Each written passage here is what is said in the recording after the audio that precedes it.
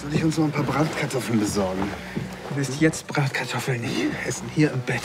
Die Dinger sahen noch lecker aus. Außerdem schmeckt im Bett sowieso immer alles besser. Ist das so? Auf jeden Fall. Wissenschaftlich erwiesen. Es gibt scheinbar noch eine ganze Menge Dinge, die ich nicht von dir weiß. Du weißt aber schon mehr als die meisten. Und es wird nicht besser, glaub mir. Ich weiß zum Beispiel, dass du tierisch laut schnarchst. Echt? Mhm. Damit wirst du wohl leben müssen. Außerdem wirst du eh nicht so viel schlafen, wenn wir zusammen im Bett sind. Ja, und du wirst nicht so viel essen, weil ich dich auf Diät setze. Außerdem hasse ich Krümel im Bett. Bratkartoffeln krümeln, aber nichts. Kleiner Dr. Siebenschlau.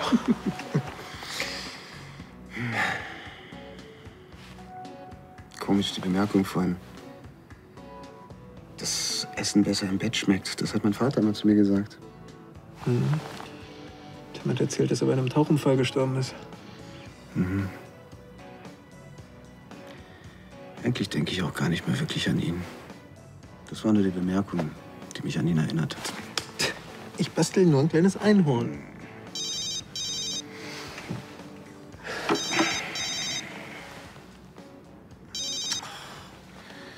Mann, Tim, was hast du denn jetzt wieder für ein Wehwehchen? Aua! Du sollst dir doch eine Krankenversicherung besorgen. Was? Nein, ich habe jetzt keine Zeit.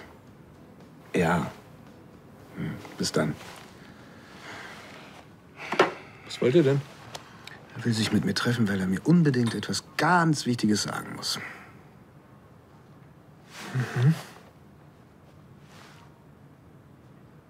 Was? Ich hätte ihn nicht abwürgen sollen, ist es das? Du wolltest nachher doch sowieso noch mal zu LCL, um Elisabeths Hände zu versorgen. Warum trinkst du danach nicht einen Kaffee mit ihm? Es wird doch sowieso wieder so eine Familienzusammengeführungsgeschichte. Ihr seid ja auch eine Familie. Wir haben vielleicht den gleichen Erzeuger, aber das ist auch alles. Da ist keine Familie.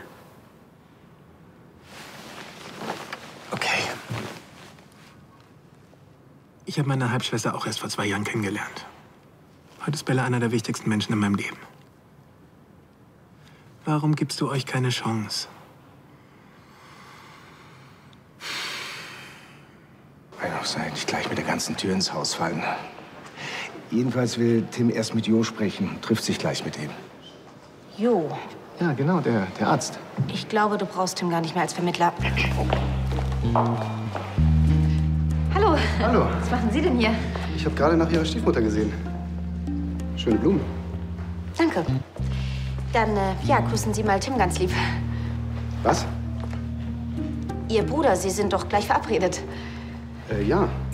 Dann wissen Sie vielleicht auch, warum er sich so dringend mit mir treffen möchte? Ich habe gar nicht mit ihm gesprochen. Woher wissen Sie dann, dass wir uns treffen? Also ich habe schon mit ihm gesprochen, aber nicht über das, was er mit Ihnen besprechen will. Okay. Ja, na dann. Ich muss, glaube ich, mal. Ja, ich auch. Schönen Tag. Ja, ebenfalls.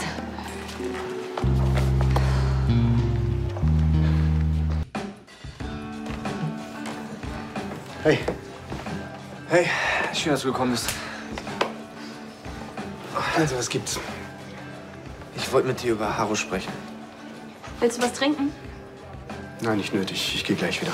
Ey, jetzt warte mal bitte ganz kurz. Ich komme dann später einfach noch mal wieder. Ja, danke. Tim, was soll das? Ich weiß, ihr hattet nicht das beste Verhältnis, aber er ist immer noch unser Vater. Nein, ist er nicht. Er ist tot. Und ich bin nicht bereit, irgendwelche Erinnerungen auszutauschen, ja? Zumal es so wenige gibt. Und die ich habe, die sind eher enttäuschend, ja? Ja, aber was wäre denn, wenn du noch mal die Gelegenheit hältst, dich mit ihm auszusprechen? Tim, ich habe 5 Jahre nicht an Harro gedacht. Und dann erfahre ich, dass er in der Karibik umgekommen ist. Du tauchst auf, Frank tauchte auf. Und plötzlich ist er wieder in aller Munde. Obwohl er tot ist. Sogar heute. Überall taucht er auf. Echt?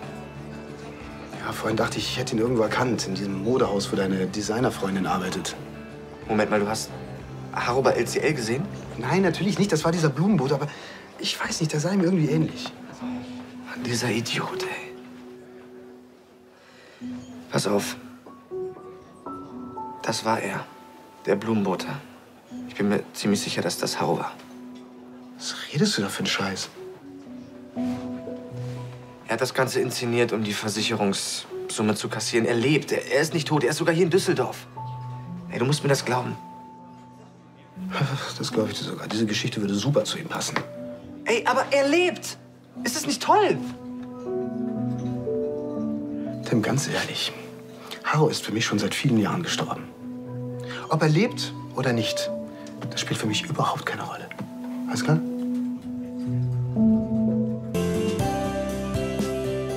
Ich denke, es tut ihm einfach nur leid, dass er ein mieser Vater war. Ja, das hätte sich mal vor 30 Jahren überlegen können. Jetzt gib ihm doch wenigstens eine Chance. Er hatte eine Chance. Er hatte sogar viele Chancen. Die paar Mal, wo er da war, da ging es immer um ihn, nicht um mich. Wissen mit ein paar lächerlichen Geschenken zu beruhigen, die er auf den letzten Drücker gekauft hat. Nee, Tim. Ich werde ihm nicht helfen, damit es ihm besser geht.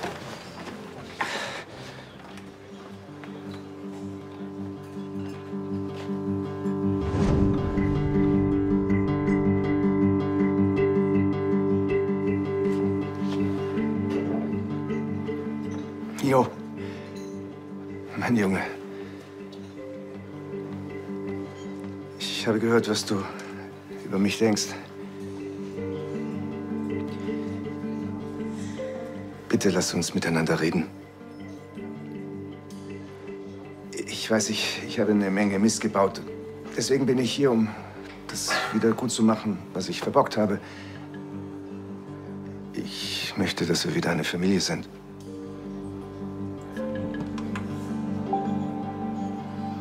Wir waren nie eine Familie.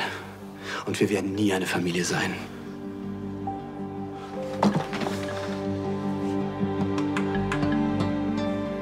Ich kann nicht für meine Brüder sprechen.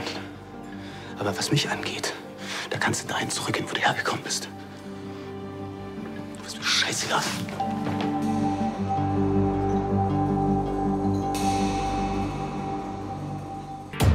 Ich bin kein Arzt, aber ich glaube nicht, dass es gut ist, so kurz nach deiner Not-OP Gewichte zu stemmen. Hm? Komm.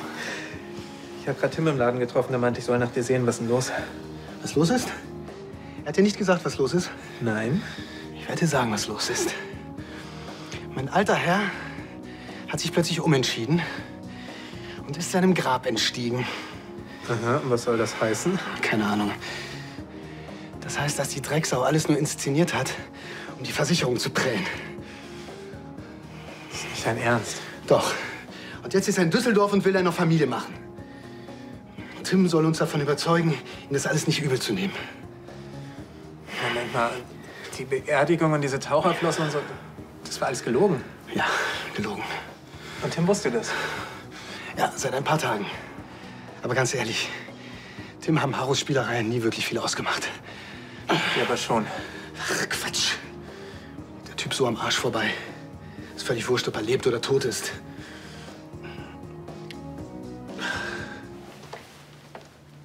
Alles in Ordnung? Es geht schon wieder, danke. Hast du vielleicht irgendwas Falsches gegessen? Nein. Dann könnte es ein Virus sein. Du nimmst dir den Rest des Tages frei. Es geht wirklich wieder, danke. Das war kein Vorschlag, sondern eine Anweisung. Aber heute ist doch so viel los. Ja, und du bist offensichtlich krank. Vielleicht bist du sogar noch ansteckend. Ganz bestimmt nicht. Du solltest zum Arzt gehen und dich untersuchen lassen. Das ist nicht nötig. Ich bin nicht krank. Sondern? Ich bin wahrscheinlich schwanger.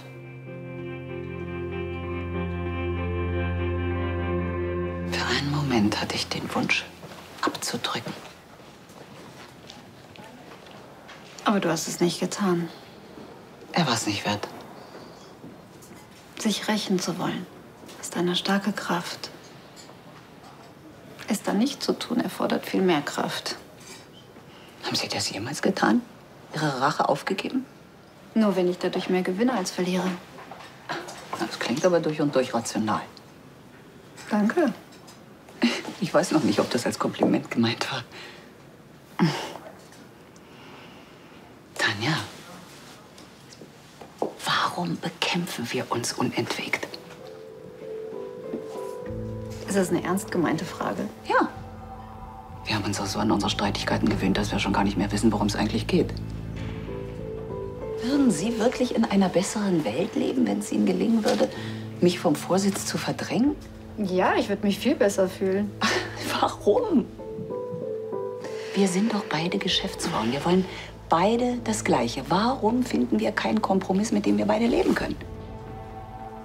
Elisabeth, du willst mir jetzt nicht sagen, dass wir noch dicke Freundinnen werden könnten. So weit möchte ich nicht gehen, aber zum Beispiel Emma, Sebastian, ihre Familie. Glauben Sie nicht, auch denen würde es besser gehen, wenn wir unsere Fehde endlich begraben? Wenn wir uns auf diese Dinge fokussieren? Warum arbeiten wir nicht zusammen? Warum konzentrieren wir uns nicht auf diese Dinge, die wirklich von Bedeutung sind? Besser?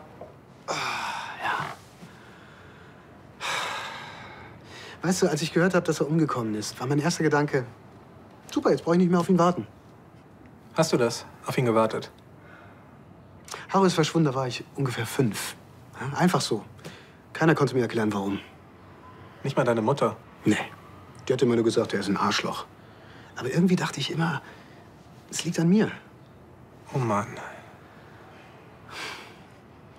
Am Anfang schickte er noch Karten von Orten, von denen ich überhaupt noch nie was gehört hatte. Einer schöner und exotischer als der andere.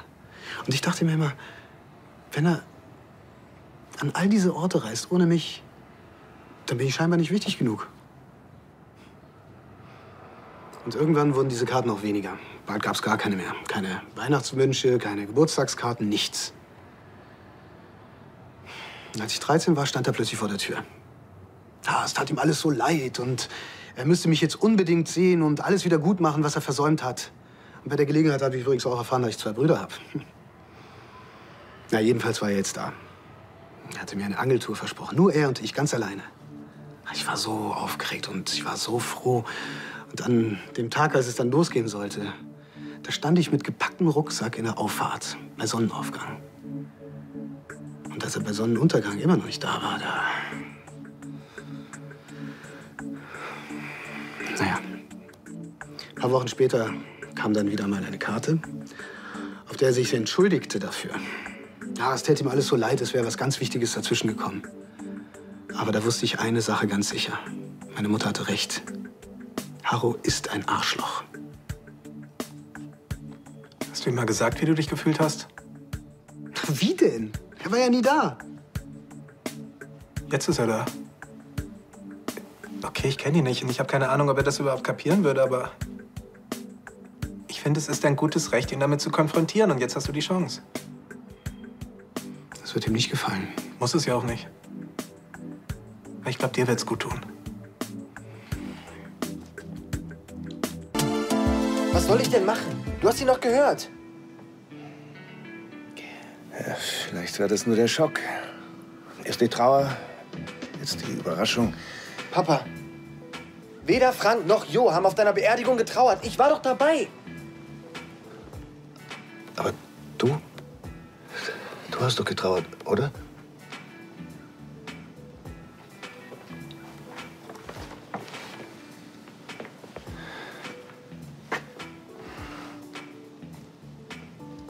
Jo. Hi. Und Sie sind? Das ist Oliver, mein Freund. Für einen kurzen Moment hatte ich das Gefühl, ich hätte noch einen Sohn, von dem ich nichts weiß. Ich hatte ganz vergessen, wie witzig du bist. Danke, dass du gekommen bist. Ich freue mich so.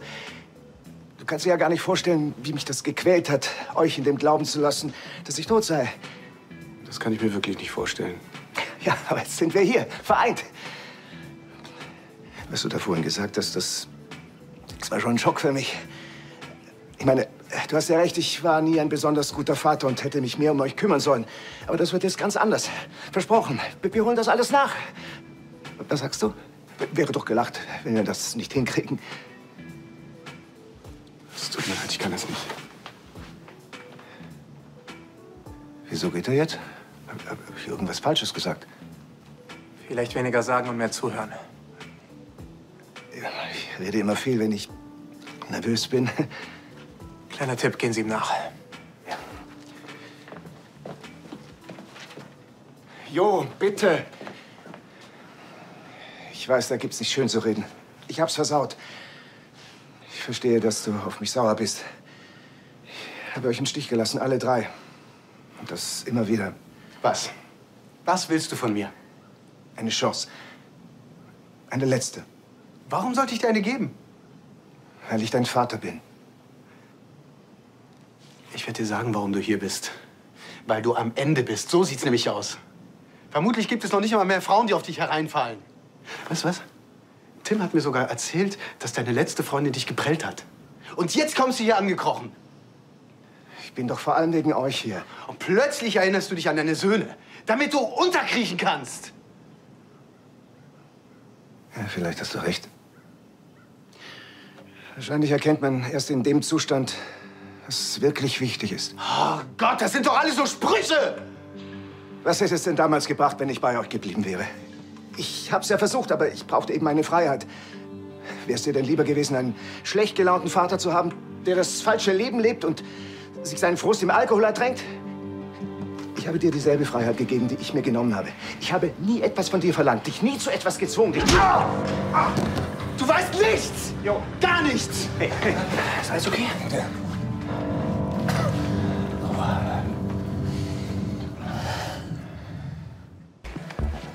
Ich glaube, wir beide können erst mal Schnaps vertragen. Oh ja. Machst du das mal 2? Klar, kommt sofort. Danke. Als ich gemeint habe, du sollst deinem Vater mal deine Meinung an den Kopf knallen. Das habe ich nicht wörtlich gemeint. Der hat nichts begriffen. Er hat echt geglaubt, er hätte mir einen Gefallen getan, als er damals abgehauen ist. Dann bin ich halt durchgeknallt. Verständlich. Bin ich ihn verletzt? Er wird's überleben. Wie geht's denn dir? Keine Ahnung. Ich meine, was glaubt er, dass jetzt alles plötzlich in Ordnung ist, dass wir ihm jetzt vertrauen, oder? Glaubst du, dass er wieder abhaut? Das war das Einzige, worauf man sich bei ihm wirklich verlassen konnte. Danke dir. Danke. Ich brauch das nicht. Verstehst du, nicht schon wieder? Komm.